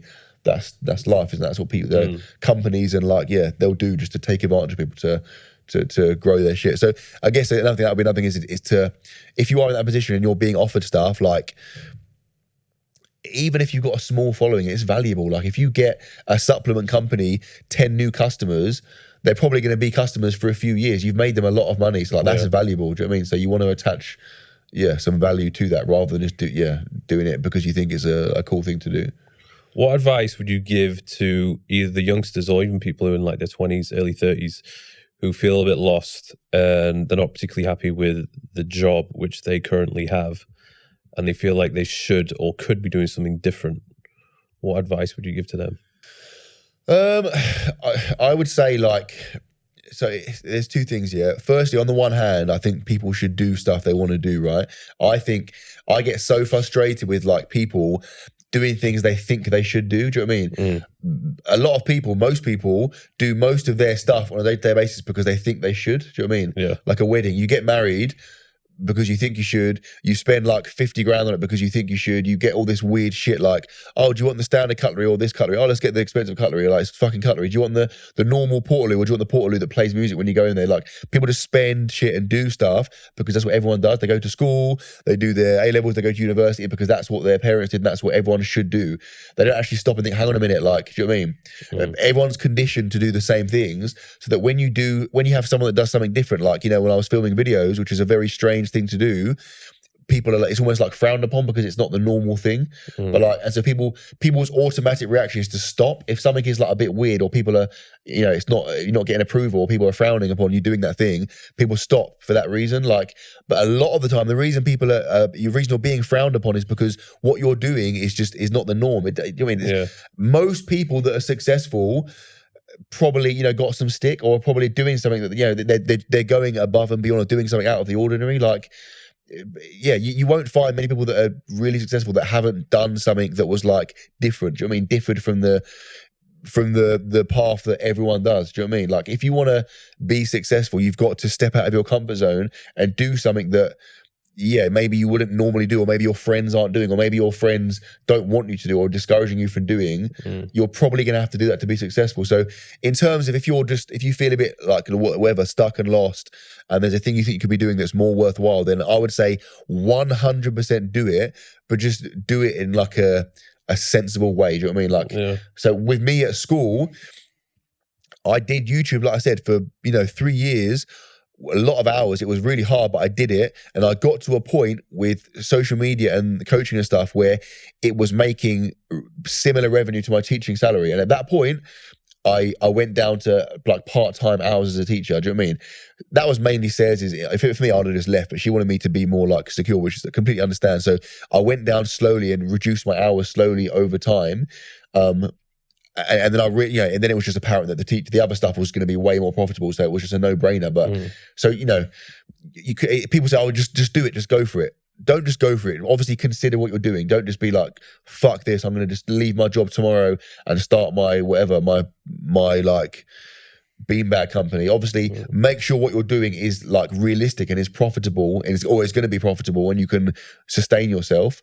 But at the same time, like, I would say most of the time, like, you won't regret trying to do something cool. Do you know what I mean? If you try and do something awesome and cool that could be amazing in the long run, worst case, it doesn't work out, you can probably go back to what you were doing, or you'll probably find a way of like being okay. Do you know what I mean? You don't want to live with that pain of regret. That's not way doing worse. Something. You regret that so much worse. You won't regret, or you probably won't regret trying to do something cool and different. Yeah, you definitely will regret never trying to do it. Like, if the school had been funny about me doing YouTube and I'd stopped, even now, like, 7 years later, I'd be like, I wonder if I'd carried on, would I have? Do you know what I mean? Yeah. I wonder if I would have done well and blown up and got like a job out of it, blah, blah, blah. Like, that's it, it's gone, that's there forever. Do you know what I mean? Yeah. Like, those regrets would live with you forever. So 100% just find a way to do it, find a way to make it work. If you really want to do it and you really think you're good at it, then find a way. Do you know what I mean? Don't stop thinking of the things that are preventing you from doing it. Just find a way to do it, whether it means getting up earlier or sneaking out of work at lunch or going to bed really late or doing whatever, another job on the weekend, whatever it is. Find a way, put steps in place that are going to enable you to do that, or at least move towards doing that. Because then at least if it doesn't work, at least you can be secure in the knowledge that you actually tried to do it, rather than just played it safe and were kind of just low key miserable all the time. I think a lot of people, they end up being a slave to their paycheck, and they just think, well, this is what I'm supposed to do. Yeah. I think even I was thinking that when I was a personal trainer. I mean, I was happy with what I was doing. I had some freedom and I was getting some decent pay, and I was in a gym, which is ultimately all I kind of wanted at the end of the day. But after doing that for a few years, I just thought, hang on a second, is this going to be forever? Yeah. Like, I could have quite easily still continued to be a personal trainer. Yeah, I could have moved somewhere more lucrative, charged more, and established myself as being one of the best personal trainers. But I just thought, this is actually not what I want to do. Yeah. So that's when I decided I have to make a change. I have to do something different. And it's usually the transition period from doing one thing to doing something else. It is always going to suck. It's always going to be scary, and you're always going to take that financial hit. Yeah. I went from making good money to pretty much making absolutely nothing. But in a way, I like that, because that moment of desperation and discomfort makes you think, holy shit, like I need to make this work. Yeah. And that's when you will really see what you're made of, and you'll push yourself harder than you've ever pushed yourself. And sometimes I actually miss that, because when you do get to the point where you are making good money, you do get a little bit comfortable. Yeah. And then it's like, okay, I need a challenge again. I need to do something different. Yeah. No, 100%. Like, I think I think ultimately, like, it's like, if you are, I think the reason, like you said there, like, I used to work with people that would literally just like, it would be like 3 days before payday and they're literally just counting the minutes. They're like, they can't go out, they can't buy food because they're running out. They literally have no money. They're in their overdraft like every single month. And these are like adults with like families and stuff. Do you know what I mean? Or people that are just literally miserable. They literally hate their jobs. Or you get people that like work for like 30 years so they can get to pension age and retire and get their pension, and then they just fucking die like 2 years later. Like, you've literally wasted your life doing something you hated. Like, that blows my mind. Like, a job that where you're going to spend most of your time doing it if it makes you miserable, there definitely is something else you could be doing. Do you know what I mean? There is something, especially with social media now, like there is, irrespective of your interest or your talent or your like, you know, what you're passionate about, there will be some way of monetizing that. Do you know what I mean? Yeah. There is some way of doing it. So yeah, like you said, at some point it's going to involve like taking a bit of a risk. But ultimately it's just, if you're willing to persevere and work hard and keep doing it over and over and over and over and over and over again, eventually you will get some traction. Like you'll get something back from it. And if you don't, at least you know that you tried to do it. Do you know what I mean? Then you can be more accepting of your maybe suboptimal like setup. If you know at least you tried to do something other than that. But if you just accept it and you do, then you're going to get older. Then you're going to die. And what do you know what I mean? What a waste of your life. Yeah. Yeah. Nice, man. I think we're going to have to wrap it up because we're going to get kicked out of this studio. But it's been a pleasure, as always. It's been a pleasure. It's been enjoyable. I really like talking, to be fair. I feel like I could talk for a long period of time. You like talking to me? No. I was pretending the whole time you were... He's missed me a lot. Me leaving the UK was probably the worst thing that could have happened to me. Yeah. It's been emotionally... That's true. Very challenging. And most things I've noticed in my life have just taken a big drop since that moment, actually. I can trace most failings back to that moment, actually. So thanks. You bring I'll be spending more time in the UK this summer, so we'll be seeing each other more often. All right, man. Yeah, boy. So if anyone wants to find any information about Matt, go thirstofficial.com and Thirst app. Yeah, got a lot of stuff on that. No, so you have energy drinks. Where can people buy that? Can you buy it online? MorisaEnergy.com, yeah. You can get it on Amazon. So WH Smith's, Amazon, and the website. Amazon is like probably the cheapest / easiest way to get it. You get next day delivery. Shipping? Yeah, worldwide shipping. At the moment, if you live in Australia, I'm sorry, it's going to be expensive, but we're working on that. Yeah. It's just heavy. Drinks are heavy, like, do you know what I mean? We're taking a hit, by the way. So anyone that whinges about shipping, we are absorbing so much of the cost. So shut up, yeah, it's expensive. And then the app, you got the app as well. Yeah. Anything else? Other bits, but no one cares about that. Oh yeah, something exciting is happening soon, but we can't talk about it. Yeah. Things are about to change. Yeah. Awesome, man. Okay, appreciate it, bro. Make sure you subscribe to the channel and I'll see you in the next episode. Woo!